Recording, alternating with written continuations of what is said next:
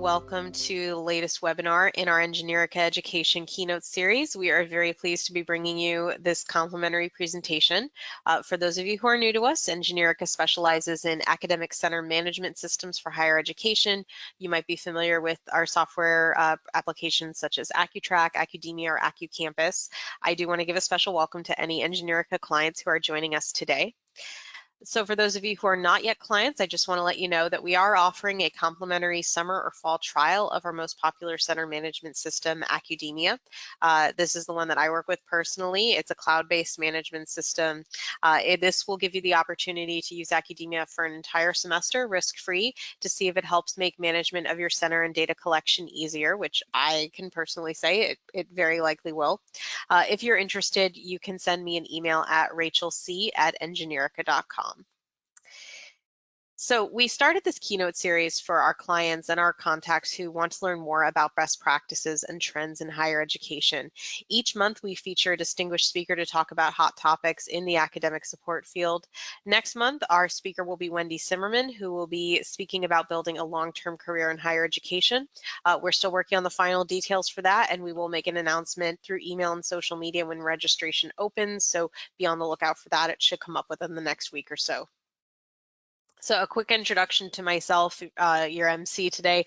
I'm Rachel Cook. I'm a client success manager with Engineerica. I was previously a learning center manager for 6 years. So like all of you, I'm very passionate about higher education and student success. I also have with me Nick Armstrong, one of our technical support specialists. He's here as my backup and also to help with any technical issues that come up on our end, our speaker's end, or yours. Say hi, Nick. There we go. Hey. Hi. All right, so I am pleased to introduce you all to this month's speaker. Luke Matulewicz holds a master's degree in higher education administration from the University of Dayton, Ohio, and is currently the managing director of tutoring services for the Academic Achievement Center at Kansas State University. Since starting, Luke has helped add structure, consistency, and data-informed decisions to tutoring. In addition to tutoring, Luke's passions include student success assessment, learning theory, and meme-ology. So hopefully we're going to get to see some of that today. Without further ado, Luke, take it away. Thank you very much. Unfortunately, I didn't think of putting any memes in this PowerPoint, so I'm sorry to disappoint you all. That is not a real major, though. If it was, I'm sure I would have got it in my undergrad. We're going to start with some polls so that I get to understand where you all are coming from and what you would really like to take away from today. So I can make sure to kind of talk about those. So if we can go ahead and share those share those polls out.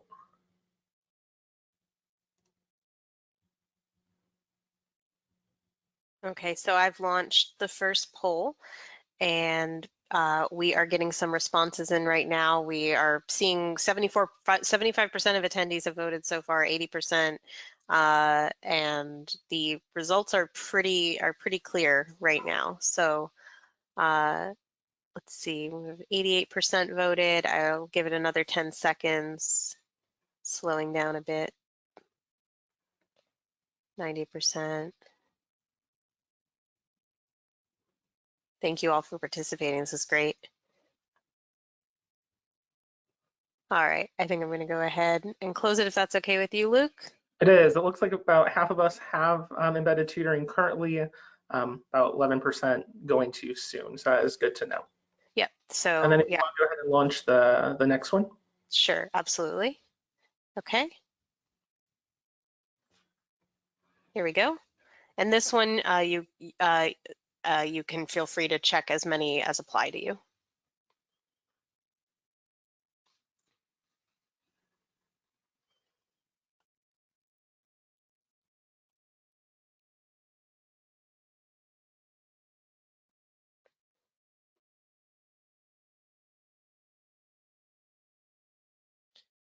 All right, we are seeing about 92% have voted. I'll give it another few seconds. 95%. Okay. All right, I'll get those shared with everyone. So we're seeing structure is a big one, with results second and funding third. Perfect. That's definitely kind of what I thought we would be seeing, so that is wonderful, and kind of how I've kind of prepared my presentation. Is everyone seeing the PowerPoint screen now? Yeah, it Yes, looks good. Wonderful. So again, thank you everyone for attending today. My name is Luke Matulewicz, and I serve as the Managing Director of Tutoring Services at Kansas State University. We started embedded tutoring this past fall as a kind of a new initiative on campus with some money that we'll talk about.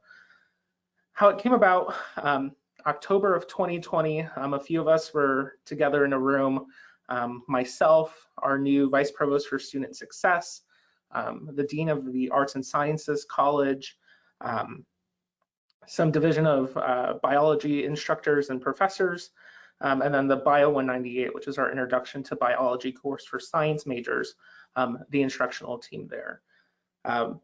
We kind of pulled together around this idea of DFW rates and focusing on those, which has been a kind of a passion of the Vice Provost for Student Success, and how to raise those up. And so the biology team has kind of always been engaged and trying to improve their course, and so that's where the engaged faculty comes to this part. They flipped their classroom to begin with. They have continued to modify and to adapt, have really kind of been passionate about how to make sure students succeed. As we see a lot of issues with that Bio 198 course, and we know if that students can succeed in that course, they'll most likely succeed as a science major at K-State. So I came into the table with this passion for tutoring and this passion to help with the DFW rates. Didn't know really where the conversation would lead, but I was willing to kind of at least entertain an idea and toss around some possibilities. Along with that kind of enhanced classroom experience with Biology 198, they've already done practicum students, which is a mix between like a TA and a kind of just like an assistant in the classroom. I'll talk a little bit more about that structure later. And then we applied for what K-State calls STIF, which is Strategic Investment Funds funding as part of this initiative or part of this idea. So again, some of those finer details that I wasn't sure I would remember to hit on in that previous screen. Bio 198 is a flipped classroom. So what that means for them is there's about a 10-minute lecture to start the class that covers what they're going to be working on today, and then what is then a self-paced lab where they're doing kind of everything in an online lab manual. And then there are some in-person, like real-time labs that they do as well. Practicum students have kind of been a part of that classroom for a while now. These are returning students who have originally succeeded well in Bio 198, and then they're asked to come back and help in the classroom, kind of as a floater, helping, asking questions, answering questions, along with the instructor of the course. Again, this being a flipped classroom, only 10 minutes is done by lecture, and then the rest of the time is spent kind of in this floating environment where students are working, but then asking questions and getting help as needed. And then that STIF project, part of it is embedded tutoring. The other part that we've included is a physiological or psychological, intervention video where there are students that come and speak about kind of how they felt in Bio 198, originally not doing so well, but in the end succeeding and going on to do great things. We don't have results of that intervention yet, and so that's hence why I don't speak much of it. But it is important to know that embedded tutoring was kind of a piece of a larger picture for strategic investment funds.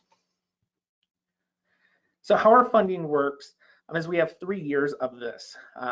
The Strategic Investment Fund allows us to pay credit hours for the embedded tutors who are also practicum students. So in that role, they are truly taking either 1 or 2 credit hours, just depending on what they want in their schedule, which then kind of incentivizes them to also become that embedded tutor. The other thing that the Strategic Investment Fund does is pay for tutor training. That's 10 hours a semester, so it's not super mission critical to us, but it was part of what we had requested. And I think there's a question coming in now. There's a couple of questions. We did have a couple people ask what DFW was, but we answered that in text. But for anybody who's not aware, DFW is the rate at which students in a course or program receive a D, an F, or withdraw. And we did have a couple other questions that I thought might be good to just bring up. One, Erin asks, in your experience, what is the difference between supplemental instructors and embedded tutors? Yeah, that is actually on my next slide. So okay, so we'll get to that. And then Catherine had another question. She asks, is this pilot only in this one course? Yes, so it is currently only in Bio 198, though with a lot of hope to expand, and I'll talk about that kind of as we go further too. Okay, great. That's, I think, all we have for right now. So then on the funding side, the other part of that is that us as the Academic Achievement Center, we take on all responsibility of paying the hourly rate of tutoring, which is technically any hour done outside of the classroom. We don't count the inside the classroom interactions as tutoring hours.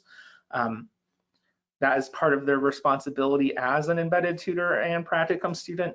And so any tutoring session that occurs outside is then hourly paid by us to them. So as I thought of kind of embedded tutoring and how I view this, I thought of kind of there's tutor, there's supplemental instruction, and then there's a teacher's assistant. And I think embedded tutoring fits in between all three of those.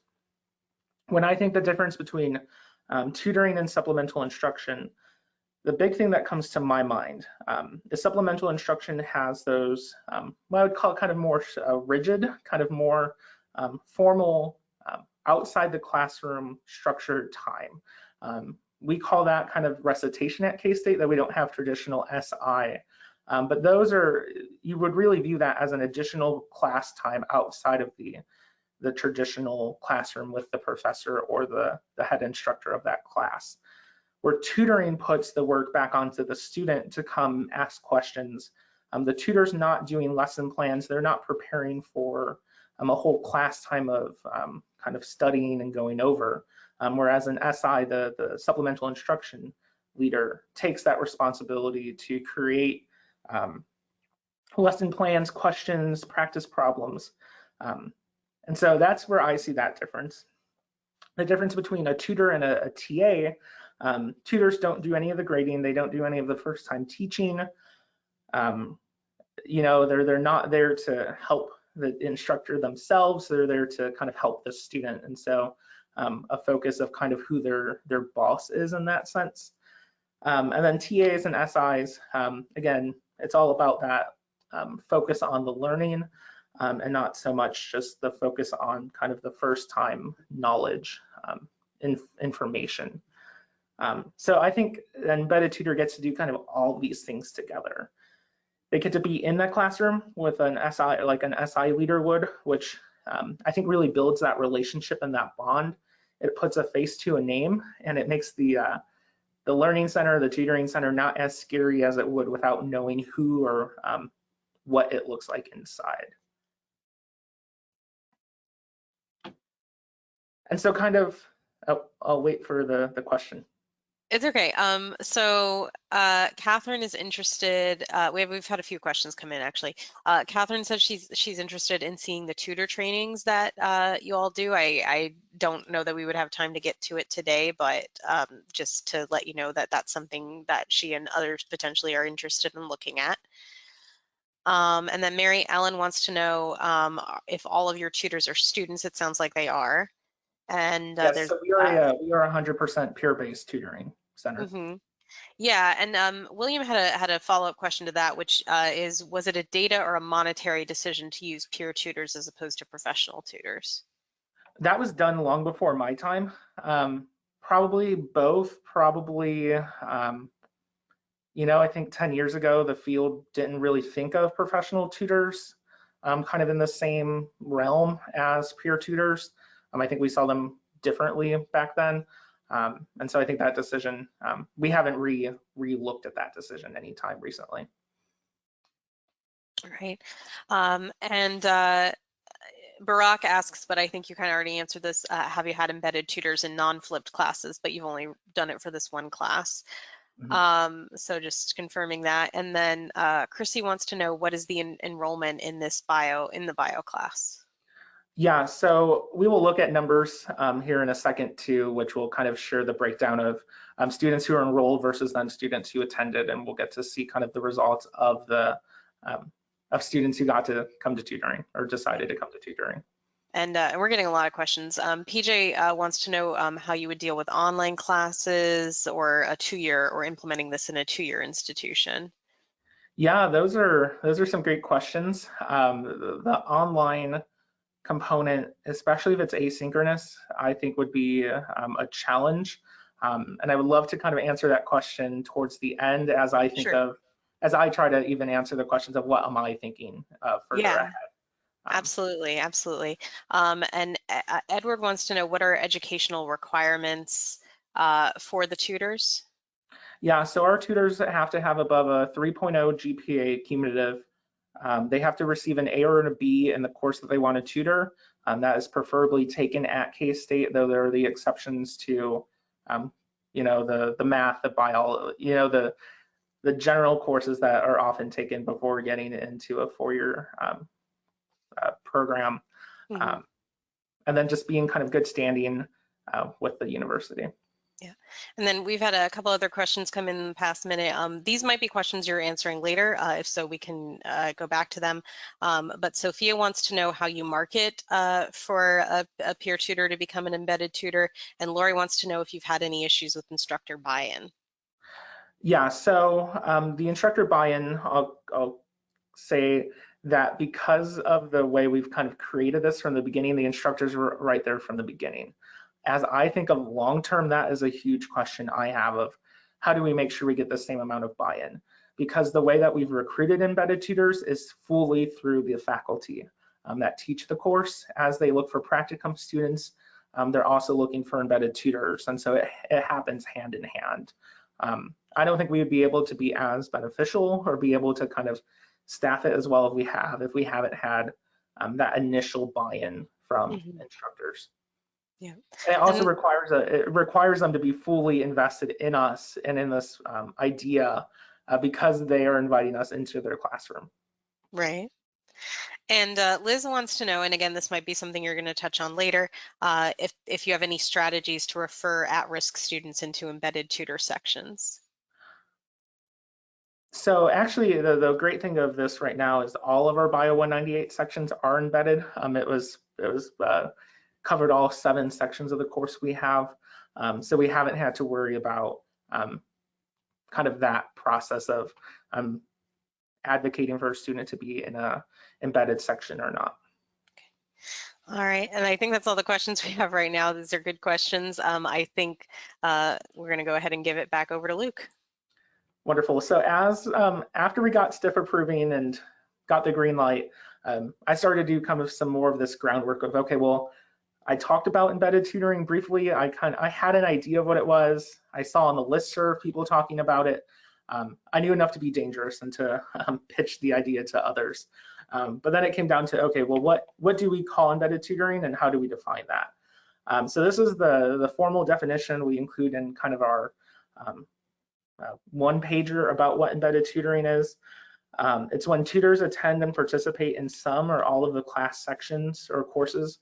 Currently, they attend all of them. We just put some in there for hopefully future expansion when that might not be possible. The goal, I think the entire goal of embedded tutoring is that students become familiar with both the 2D or the tutor and the tutor's role before entering the tutoring center or a tutoring session. The students still sign up for tutoring appointments in the traditional fashion, which is through our platform or by calling, you know, however they want to get in contact with us or their tutor. But the key point here is that their introduction to and knowledge of their tutor is already enhanced. They already get to know, they already know their face, which I think has, and as results show, has been hugely beneficial to us. So in this one pager, which is the handout that's included in a PDF, this is also there of kind of what is an embedded tutor and what is not, as we thought this was critical to help our partners understand what we're doing here. So we said embedded tutors are attending and being actively engaged in course time. They're providing one-on-one assistance to students when appropriate in class. This is the situation where in a flipped classroom, it's almost always appropriate. As we start to think of what it would look like outside of a flipped classroom, that becomes a question of really starting to understand how much of an interaction an embedded tutor could have. They should offer their perspectives in class discussions, promote and assist students in scheduling tutoring sessions, follow all policies and procedures as outlined in their training, which is the tutor manual. The things that they don't do, they don't teach, lecture, or present new content during or outside of class time. They don't provide grades on homeworks, quizzes, tests, or any other form of assessment. They don't act as a substitute teacher if the instructor or professor is absent. They don't converse about student grades with anyone except if the student themselves initiates a conversation. And then they don't enforce classroom disciplinary actions or policies, and they don't make copies, they don't pick up supplies, they don't run errands. They're not an assistant in that fashion. So this is that handout, and then this is the flyer that we've provided to students both in a printed version at the beginning of class, and then it's also available kind of on their homepage of the Canvas course that they're enrolled in for Bio 198. We break down kind of, schedule an appointment with us, attend a drop-in session. They're welcome to do either way, and then kind of how to learn more information about us. We thought it was critically important that they got a piece of paper in their hand that informed them of this person and then their role. The great thing is too that the embedded tutor at the beginning of the class, as the professor introduced themselves, they would also introduce the embedded tutor so that that connection was made right away. The embedded tutoring guide was only ever given to kind of the faculty and tutors. It's not a student-facing document. So the first year, we got through this pretty smoothly, I would say. I felt we had a lot of successes and only a few challenges, which is, I think, really impressive for a pilot. We had 9 practicum students overall that became tutors. In the spring, we had about 3 return. So that number would have been 7 and 5. So we had 7 in the fall, 5 in the spring. But again, with those returning, we had 9 kind of students who became embedded tutors. This was a great group of students who became tutors. They were all bought into this idea. They had all gone through Bio 198. And as I shared the idea with them, they're like, man, that would have been so helpful for me when I was in the course. So I think they were bought into this idea right from the start, and we're excited to be a participant or be a kind of a guinea pig of sorts in this process.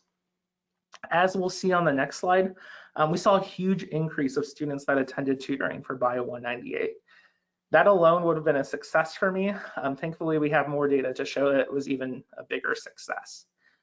Some of the challenges that we ran into, scheduling was a little bit of a rough patch. We wanted to make sure that students in their section were able to schedule with their tutor who was embedded in their section. That would make the most sense and kind of would not make sense if we weren't allowing them to schedule together. The problem is our platform wasn't allowing that. They couldn't select the tutor that they wanted. So instead, we better educated our tutors on how to schedule tutoring sessions themselves, and then also provided the phone number so that they could call. I would say there's a lot of students who also just attended drop-in. They knew when their embedded tutor worked drop-in and would come to those sections. And then lastly, the practicum student standards were still in place. And so what that had led to, one example was a practicum student embedded tutor did that first 10-minute lecture as the instructor was like, hey, I know you want to be a teacher later in life. Like, you've always done great on this section of the course. Like, you want to present the lecture. And so that's hard because that was a great experience for that student who wants to become a teacher, who wanted that experience. But then in the back of my head, I was like, well, as a tutor, you should never be presenting that new information. And you shouldn't be taking a pseudo role as an instructor. So trying to balance those things. I never really argued with the instructor. I never brought it up to them. just because I didn't want that to become a breaking point of this pilot. It was in the bigger picture of life, I called it a minor thing. But as I think of how when we expand, how do we make sure things like that are very clear and obvious that they shouldn't happen? So with that, we get to the fun part of data and assessment of embedded tutoring. We have both data from fall and spring. I will say to begin with that the fall data is more impressive, as I think we all know in tutoring and in learning centers, falls are always busier than the spring, and that holds true to even when you embed a tutor into the classroom. So in the fall, we had 434 sessions of tutoring for Bio 198 with 94 unique students attending those sessions. 23% of all tutoring that we did that semester was for Bio 198. In the fall of 20, we only saw 3.6% for Bio 198, and then in fall of 19, it was 13%. So we essentially, we saw a 10% increase of kind of the amount of tutoring we were doing for the course. That myself, when I ran that number, I was ecstatic. I thought we had met our goal with just that. 24% of all students that took Bio 198 attended at least one tutoring session. That's 48 who attended 1 to 2, 3 to 5, or 21 students attended 3 to 5 sessions, 12 attended 6 to 9, and then 13 students attended 10 or more tutoring sessions. 14% of our sample size were attending 10 or more tutoring sessions, which I thought was really impressive.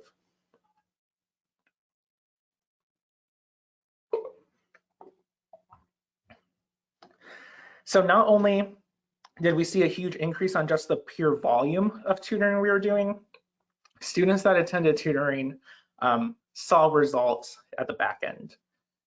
So overall, the course had 485 students enrolled in it for the fall. Their average altogether was 75% at the final, or the end of this semester.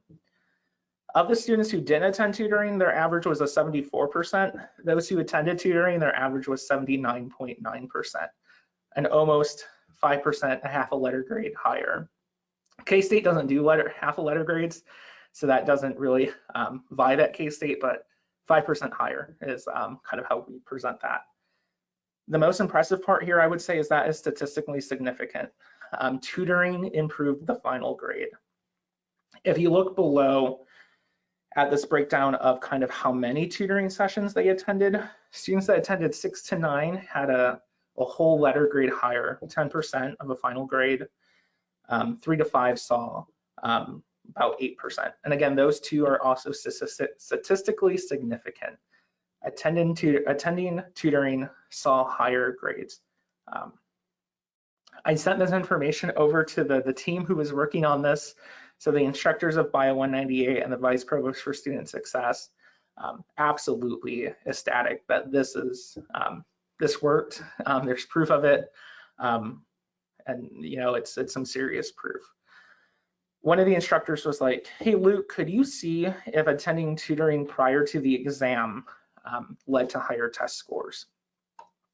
So I was able to pull that information. And this is where I think things get even more impressive. By attending tutoring prior to an exam, students always got a higher test grade, at least on average. We can see this start to be statistically significant in exam 3, exam 4, exam 5, and their final in exam 7. Exam 7 is the most impressive of those, with a 2-letter grade higher final exam score by attending tutoring in the weeks prior to the exam.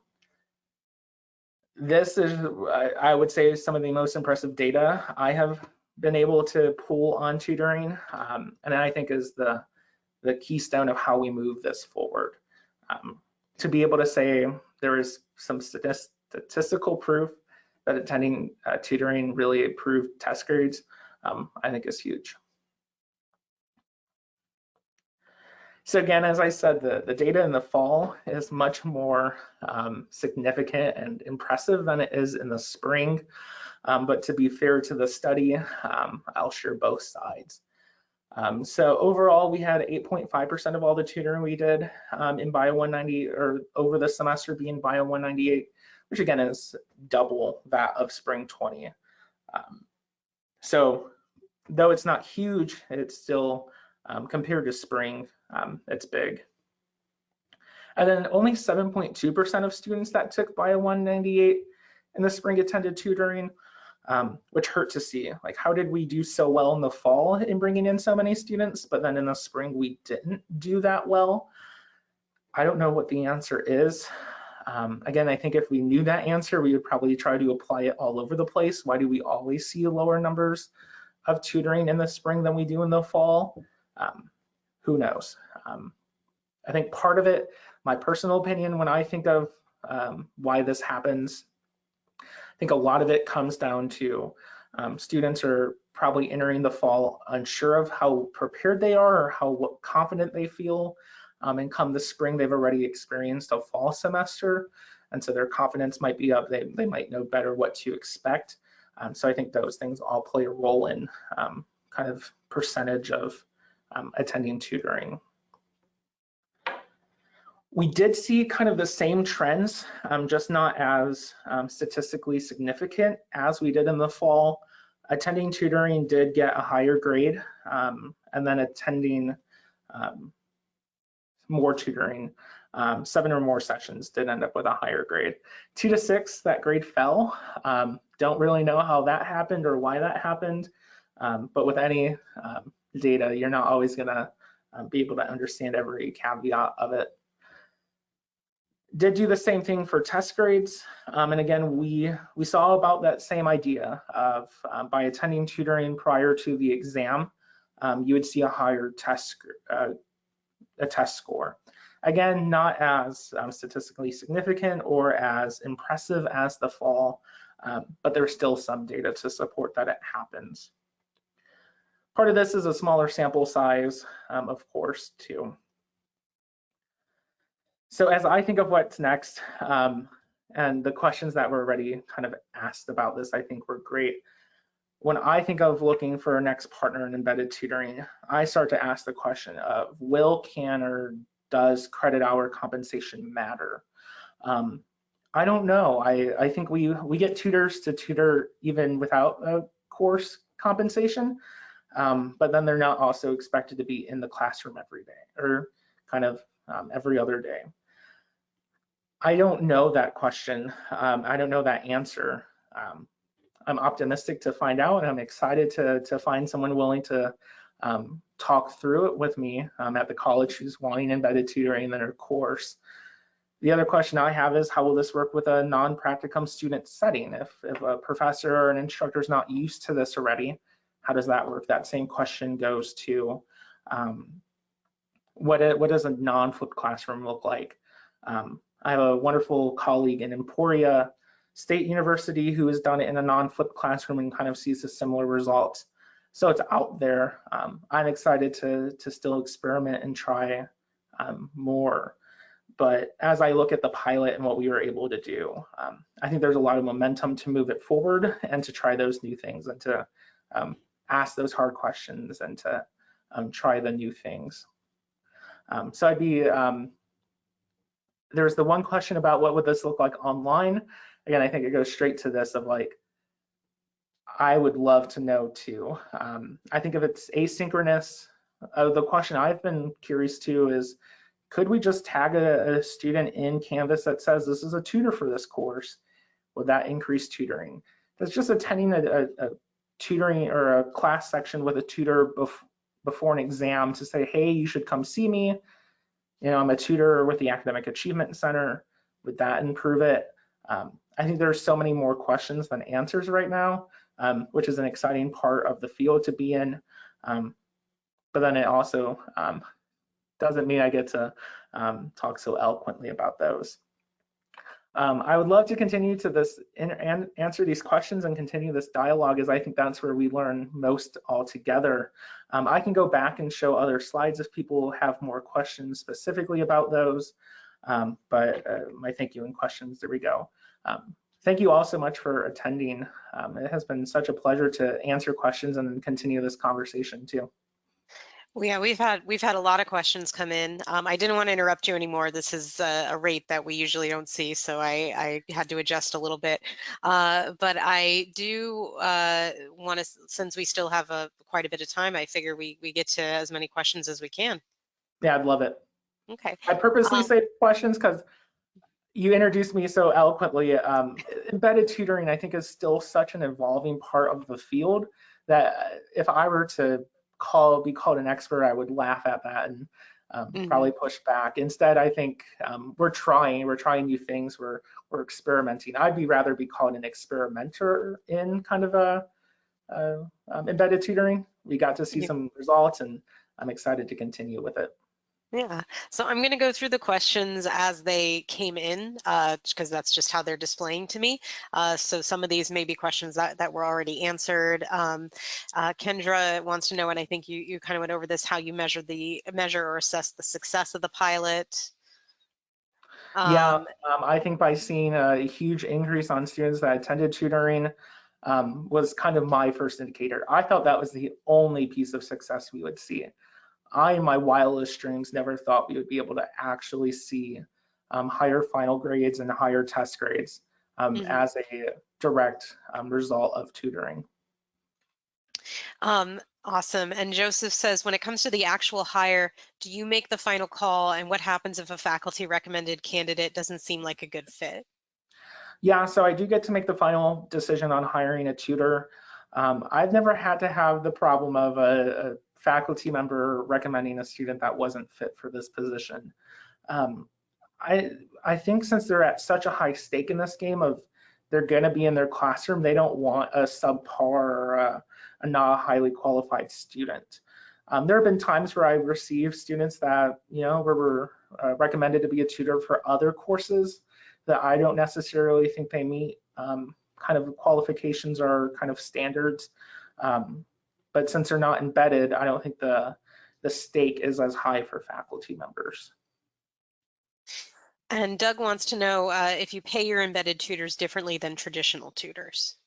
No, so all of our tutors right now are base paid at $9, and then at completion of tier 1 training, they get up a 50-cent raise, and in completion of tier 2, they go up another 50 cents.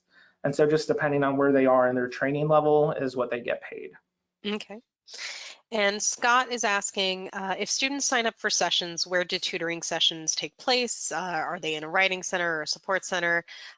He's saying, if he understands correctly, embedded tutors help translate peer collaboration, pedagogy back and forth between peer learning and actual classrooms. So kind of a two-part question there. Correct. Yeah, the first question is, we have a central located tutoring center on campus. Holtz Hall is where we work out of, so all appointment tutoring is done here.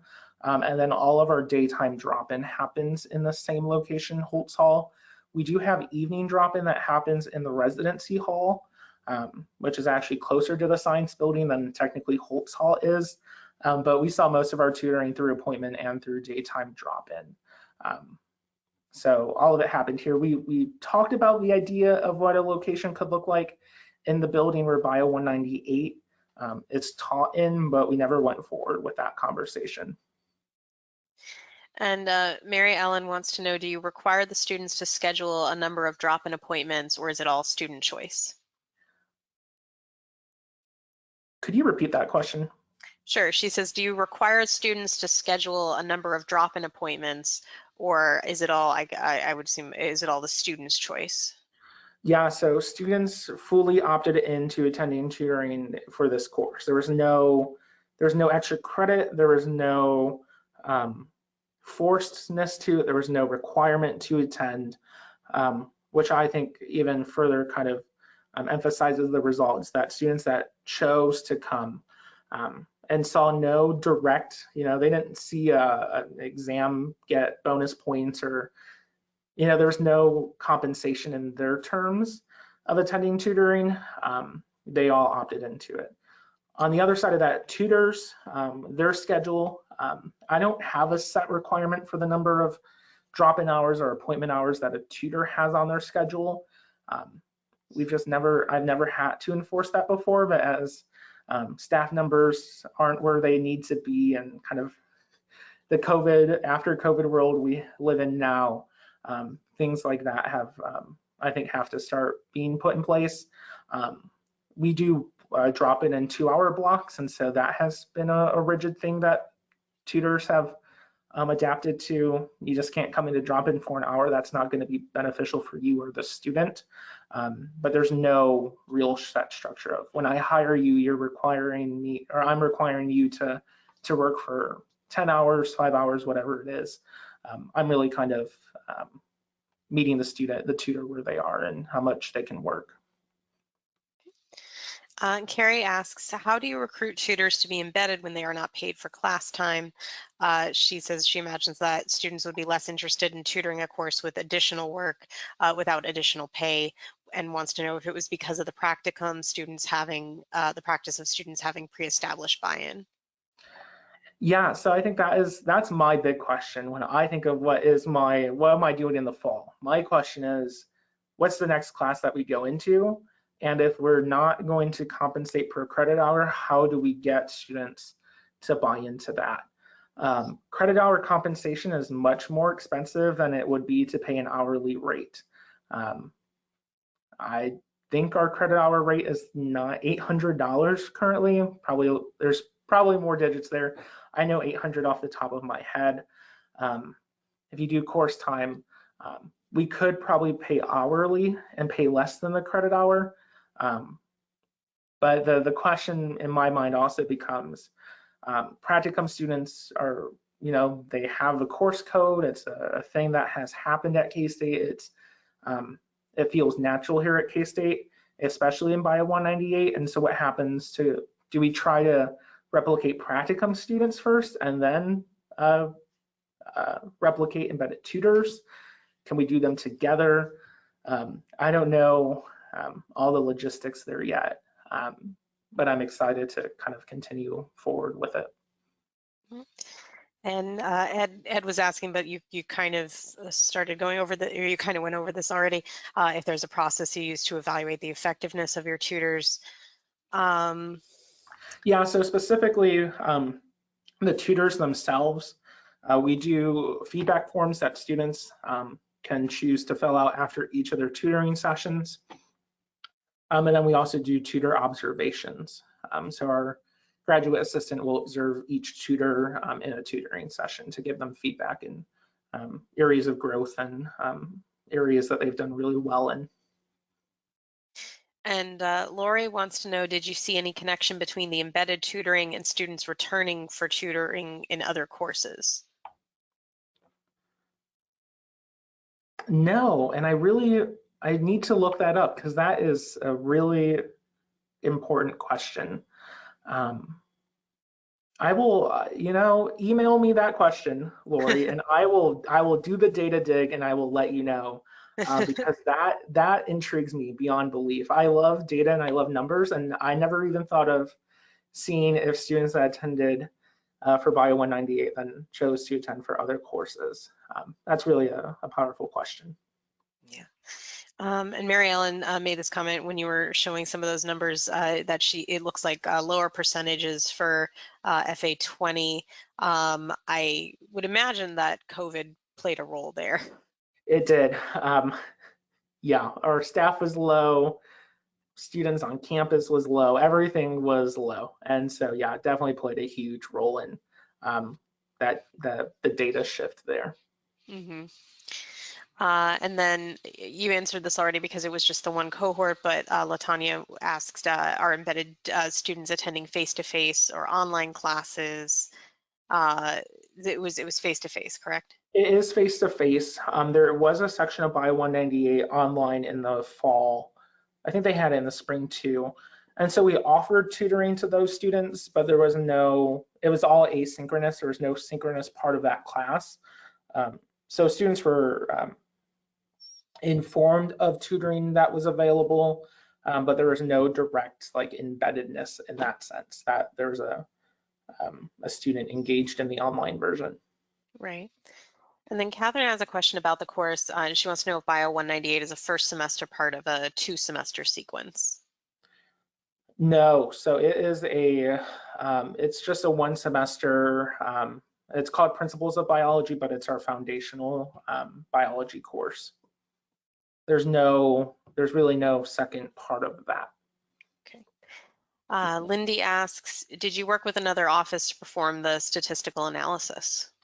No, I was lucky enough to, the instructor, part of the psychological intervention was tracking who completed it, who was actually in class, if they were absent or not, and then if they opted out of it. So I was granted access to their Canvas course, which granted me access to the gradebook after grades were posted. Nice. So I was able to go ahead and do all that work myself. I should have included this, and I'm glad that this question had come up. I ran a similar data analysis to tutoring of Math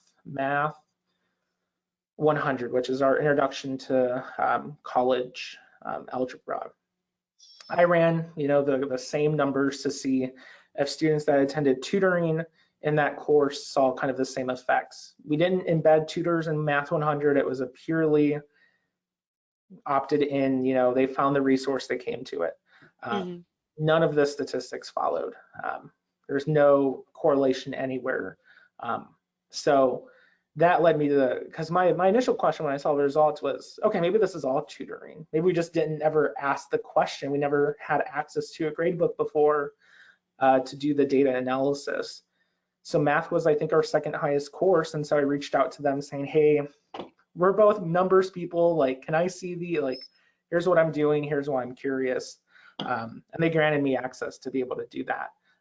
But there's no statistical correlation with math and tutoring, okay, which really then lends itself to say it's the embedded tutoring part that pays off.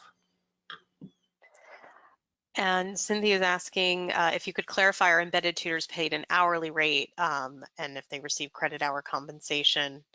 Yeah, so it's both. By being an embedded tutor, part of that carrot that we got them to agree to was because the practicum student role is a credit hour or 2 credit hours, we covered those. And then anytime that they were tutoring outside of the classroom was paid time by us, an hourly rate, $9 an hour. That also included training. The 10 hours of training was paid at the hourly rate of $9. Okay. And Roderick asks, are the tutors required to attend every class every week? So they are. It's a 2-class period. Sorry, I'm gonna get some numbers messed up here. Bio 198 is 4 credit hours, so it's 2 hours twice a week.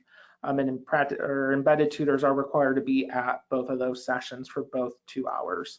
Of course, if they're sick, if they have their own tests that time, those things are of course allowed, but the expectation was that they were at both class periods for the entire time. Okay. And then Gigi wants to know, is this the only embedded tutoring pilot that's being done that has been done at Kansas State? It is. It was the first of its kind. K-State, years before I got here, had supplemental instruction. It was rumored that it didn't work. From what I've heard, it's the people that didn't work, not that supplemental instruction wouldn't work. And so I think this was my attempt to say, let's try it again. Let's try to bridge this idea in a new way, in a new buy-in. So there's courses that offer, there's TAs that offer recitation. There are little pieces of SI that were left behind, but this is really the first new kind of take at it. Yeah. We've had a couple of requests for you to put your email back up that I'm now just seeing. So put that back up. Thank you so much. I thought those two things would show up together, but my PowerPoint skills betrayed me. And Antonia wants to know, what is the retention rate of your tutors? Retention rate of tutors is actually pretty high. I don't have a percentage, but I would say it's probably close to 75%, almost 80. We have a lot of tutors that continue until they graduate. Our biggest thing is that our tutors often get great research opportunities. that pull them away their senior year. So if we hire them their sophomore year, by the time that they're going into their senior year, they're usually coming into my office and saying, Luke, I have a research opportunity that I can't really pass up. And, I'd say, congratulations, I can't blame you. William wants to know. It's a good problem to have, Yeah, like it is. If your tutors are leaving for better things, then that you've hopefully helped them get to those better things. Yeah, speaking as a former learning center manager myself, it's heartbreaking. It's hard to keep good people in tutoring a lot of times. Yeah, especially when they get to go be if their instructor that they loved was a primary investigator and they get to go work on some high level research, like go get your name on a research paper. That's going to be huge compared to having another year of tutoring on your resume. Right. William wants to know what went into the decision-making process to choose this particular course. Yeah, it was, I don't remember the event that all of us were at together. I think it was our KS Unite, which is kind of our DEIB day across campus. I think we were all in the same session, and this idea of like DFW rates and improving it for minorities and underrepresented students, all those things kind of came to light. And it was just the right people in that right room at that time. It's one of those things that it just happens the way it does. And I think if there were other people in the room, it might have looked a little different. But I think it was the deans of arts and sciences and the department head of biology who were really like, let's further this conversation. Let's dig a little deeper on how we can make improvements. And Sierra wants to know, did you work out the structure of embedded tutoring with the participating professors, or did you present the structure to them? So the first meeting, when we just got thrown into a room and said, we were all together, we all want to kind of further this conversation, I pitched the idea pretty much cold. I, again, had seen some things on the listserv, had heard and maybe read a few things, but I did not do deep investigation. Then after we got the strategic investment fund, did a little bit more research to be able to write a little bit more about it in the funding request. But then it was only after the funding request got approved and then kind of all the groundwork of here's the handout, here's kind of how we're going to structure this. This is how we bring students into this. That all happened in about 2 months from the time we got funding approved to the beginning of the fall semester. And so I did a lot of that legwork of here are the things that should happen, and then presented it to them to say, okay, what works and what doesn't work for you. Mm-hmm. Yeah. Liz asks, do you have an established training for instructors who are to work with these embedded tutors?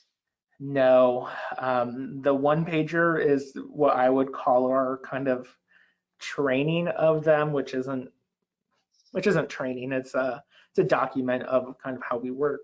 But that I think is a critical idea I haven't even thought of making sure that they are well educated, which I think is part of the problem that we saw of the embedded tutor that gave a lesson.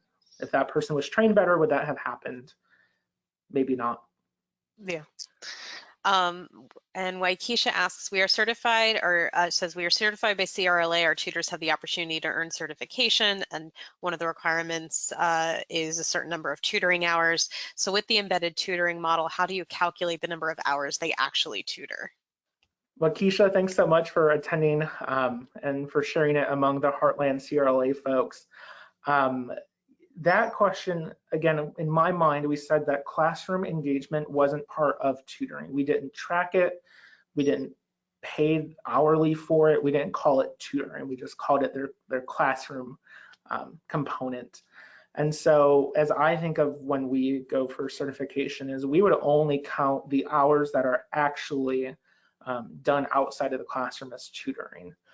Because their engagement in the classroom, though it's similar to tutoring because they shouldn't be answering direct questions, they shouldn't be giving out answers. They should be engaging in that same process of how do we learn and how do we ask engaging questions and challenge the student to think. Those should be happening in a classroom too. But it's still different, you know, they're still doing things in a different fashion. So personally, I would only include hours that we're paying them for tutoring as the tutoring that they would receive for CLA certification. And I know we're running pretty short on time. We have a few minutes till the top of the hour, and I want to be mindful of your time, Luke.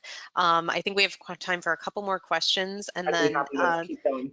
yeah, I can keep going as well. And I know people have to drop off. And as a reminder, we will be sending out the recording, so it will include the remaining Q&A, even if you have to leave. But we do have a few more questions that have come in, and I think are continuing to come in. People are really interested in this topic.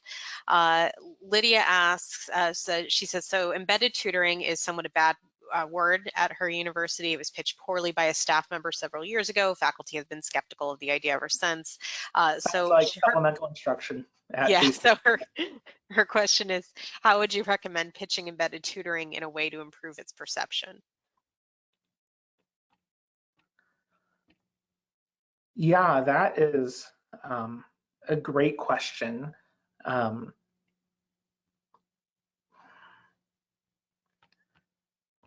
I think so.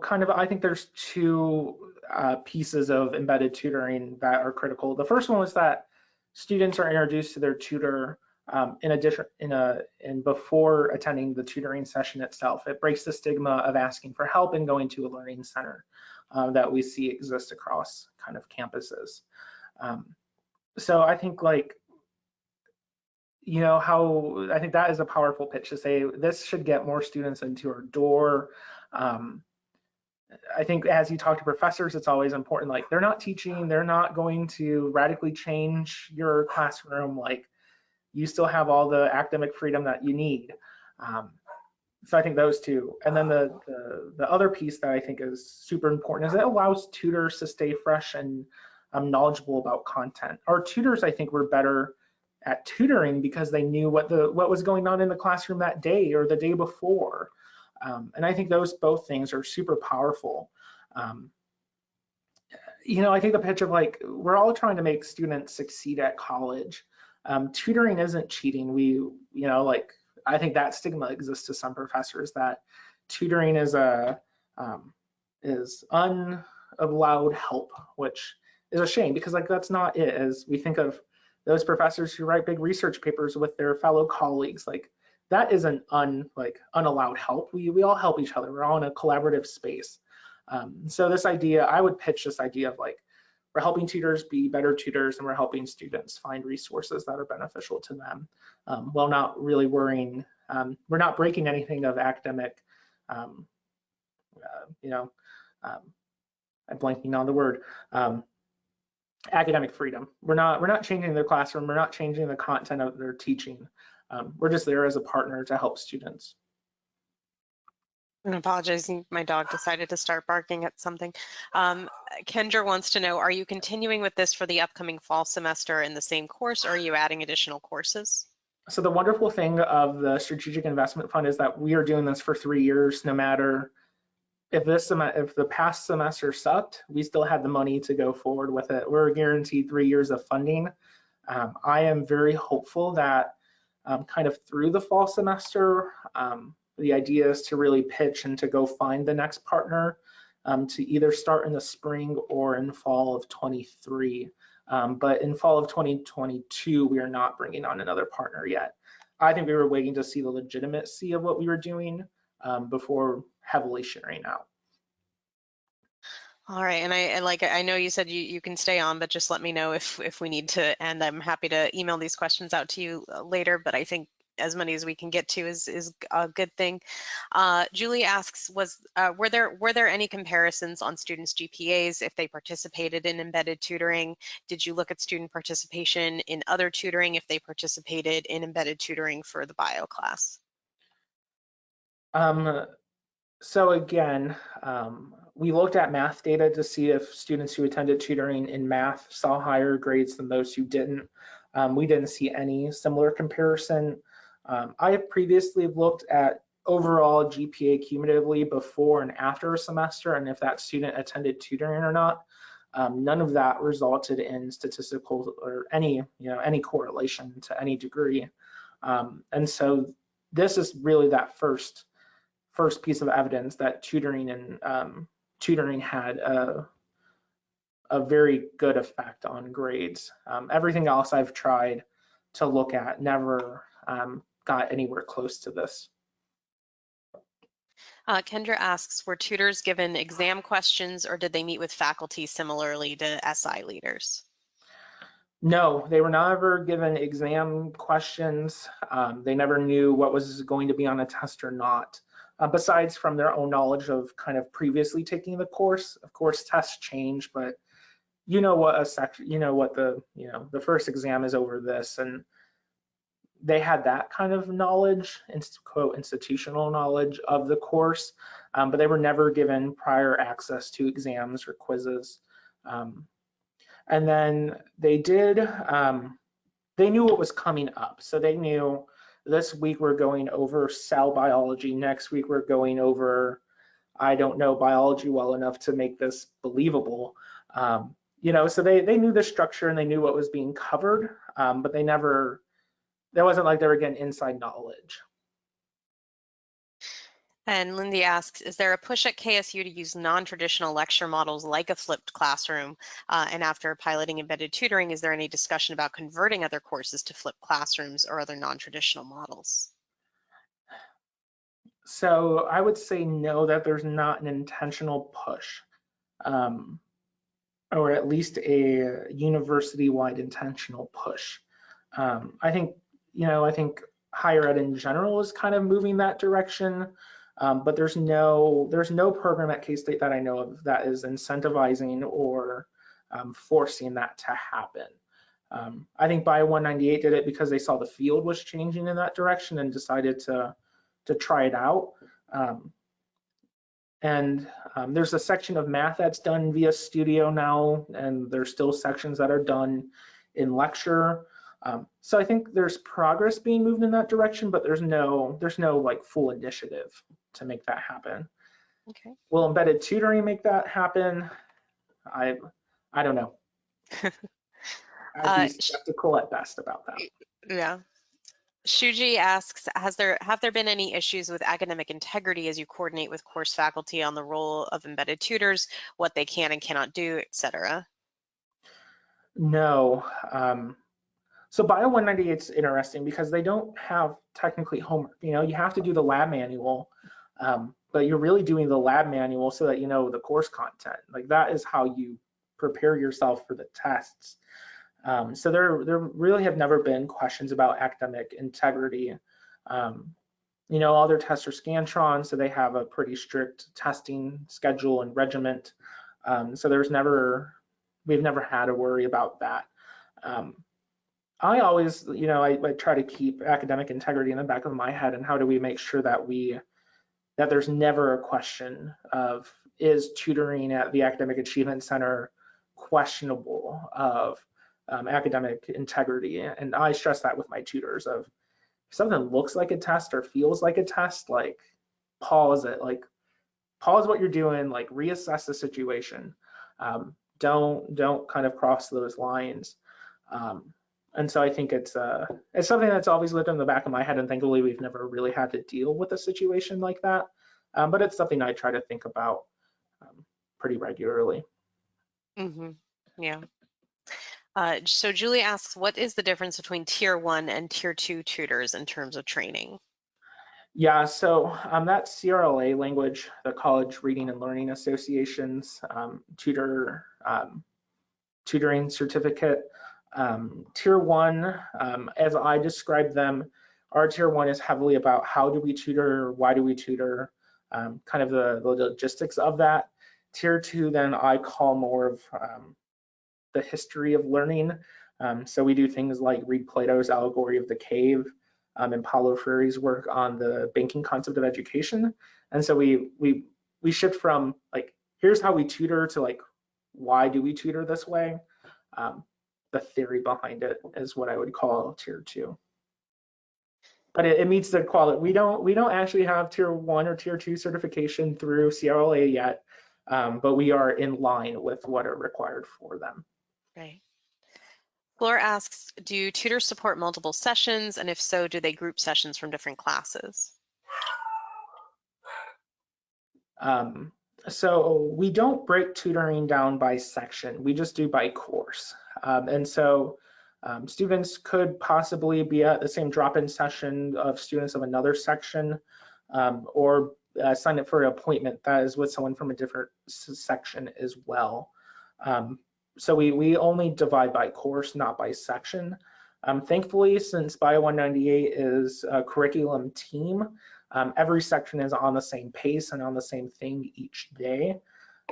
We've had some challenges where when it's not a curriculum team, that we start to see some issues of students coming in different places when they're in the same course but different sections.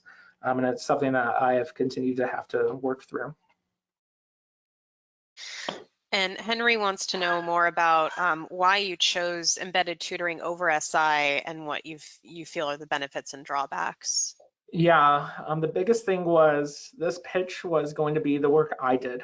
There was no room to hire someone new. There was no room to hire a completely new staff of students. This was a let's plug in something into the machine we already have and see how it runs. This wasn't there wasn't going to, I don't think there was going to be enough effort to say build a whole new structure, which is what SI would have had to be.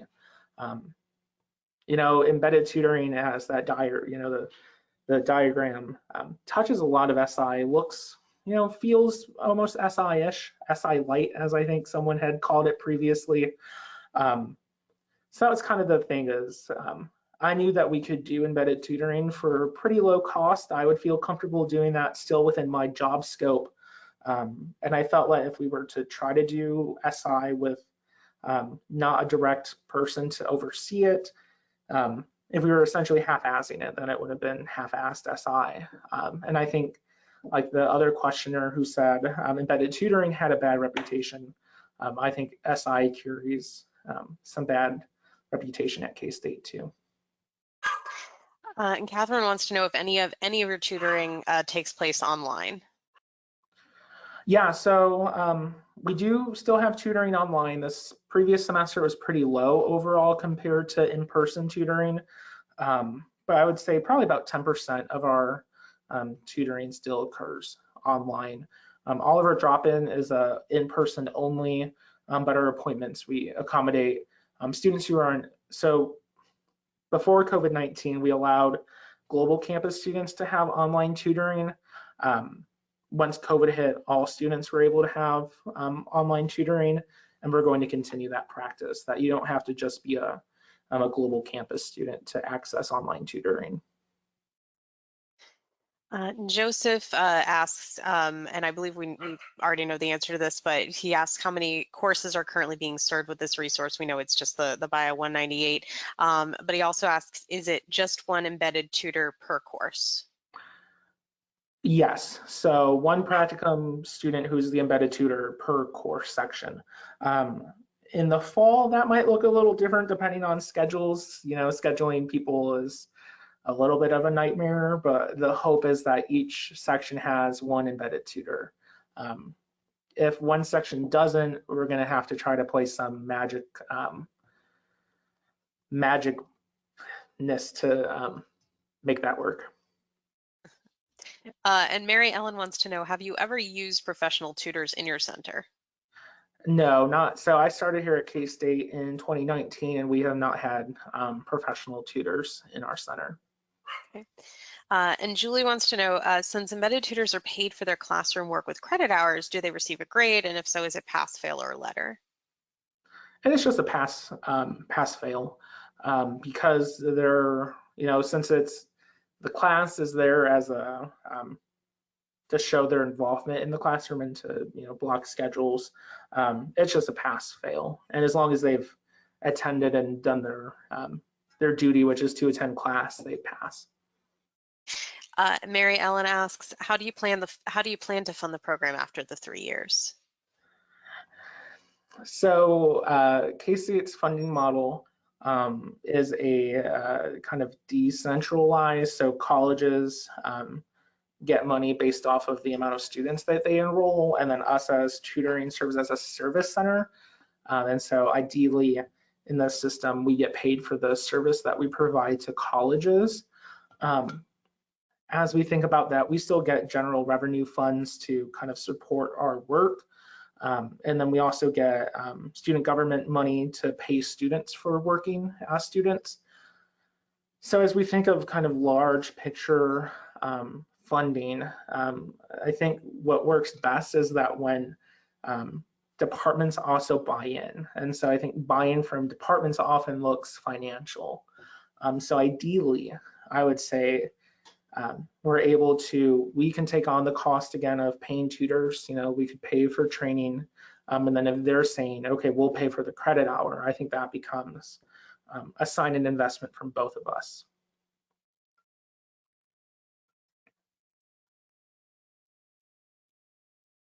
It looks like you're still muted.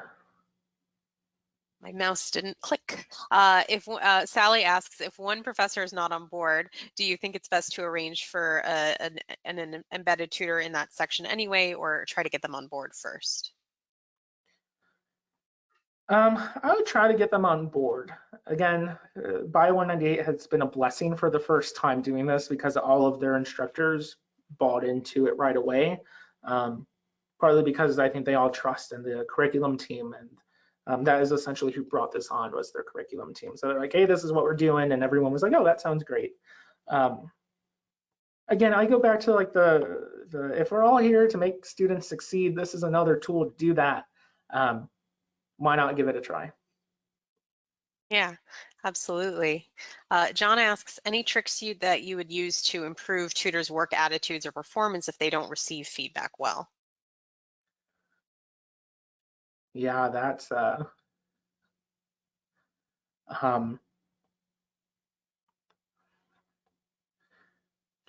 improve work attitude. So anytime I've had students that or tutors who are questionable if this is what they should be doing, I try to frame the question of like, I know college is really busy, like I look at their course load, I try to do some investigation. And I try to frame the question around, is tutoring the best thing for you right now? Like it looks like, you're in some really hard classes this semester.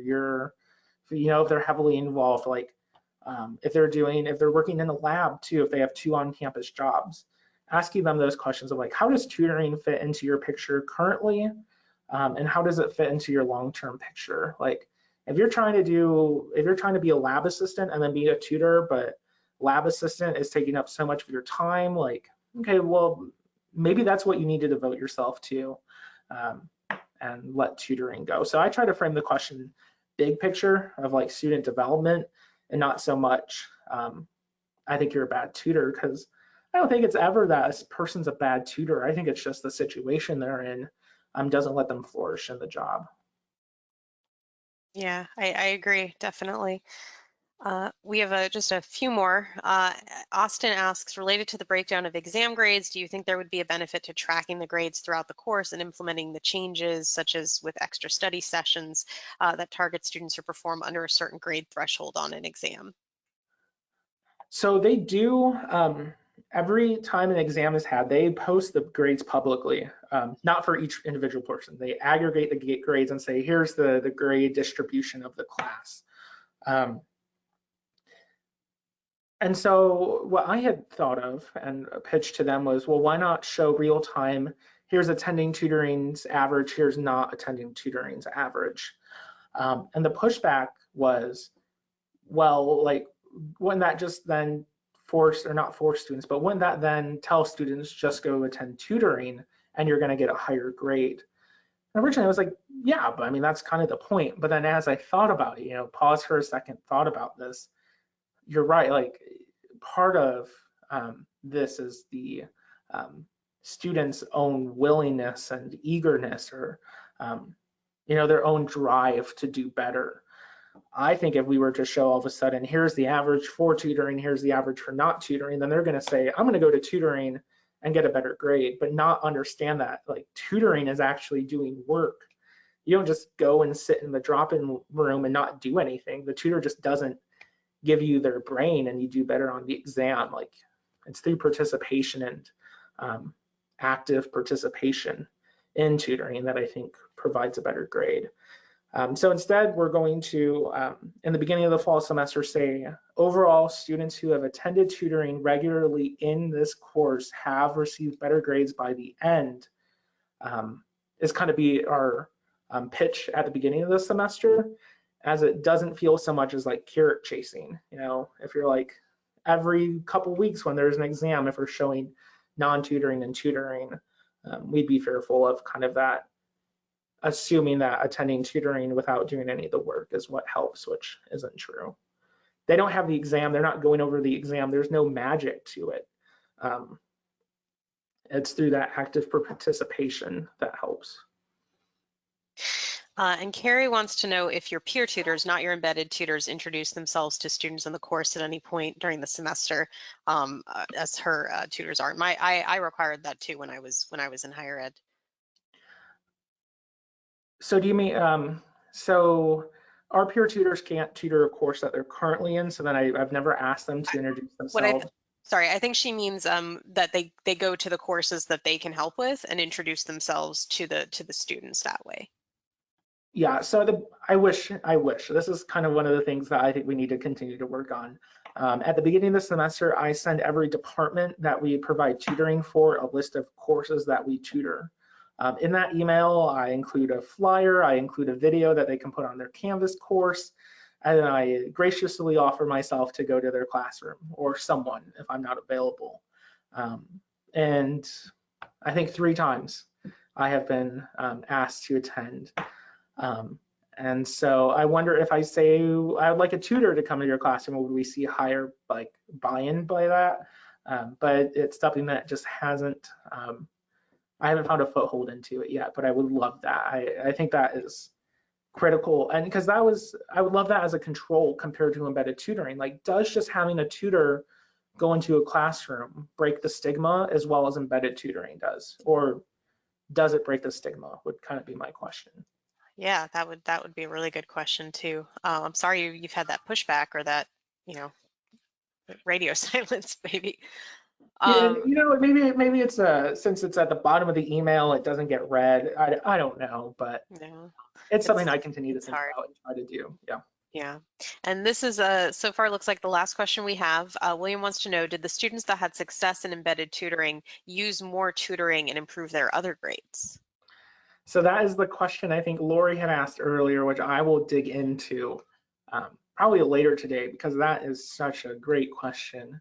I am hopeful that by having an embedded tutor, not only did they get tutoring in the Bio 198, but then other courses, but I don't know that yet, but I'm going to find out.